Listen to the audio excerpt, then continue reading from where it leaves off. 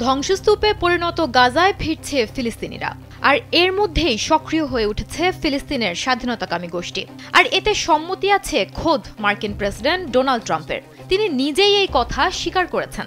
অথচ ট্রাম্পের প্রস্তাবিত ২০ দফা শান্তি চুক্তির অন্যতম প্রধান শর্ত ছিল ফিলিস্তিনের সকল গোষ্ঠীকে অবশ্যই অস্ত্র সমর্পণ করতে হবে। কিন্তু যুদ্ধ শেষে সেই ট্রাম্পের কণ্ঠেই এখন ভিন্ন সুর। তিনি বলছেন, গাজার আইন শৃঙ্খলা বজায় রাখার স্বার্থেই ফিলিস্তিনি যোদ্ধাদের কিছু সময়ের জন্য অস্ত্র রাখার অনুমতি দেওয়া হয়েছে। ওয়ালটন এখন দেশের সীমানা পেরিয়ে পৌঁছে গিয়েছে ৫০টিরও বেশি দেশে।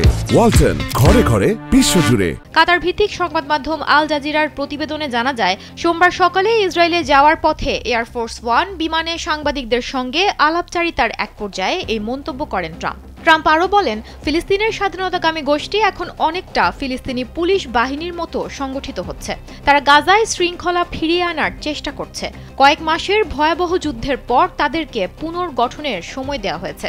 তিনি স্বীকার করেন, যুক্তরাষ্ট্র জানে যে তারা পুনরায় অস্ত্র সংগ্রহ করছে, তবুও তাদের কার্যক্রম সাময়িকভাবে অনুমোদন করা হয়েছে শুধুমাত্র যুদ্ধ পরবর্তী গাজার অরাজক পরিস্থিতি সামলানোর জন্য।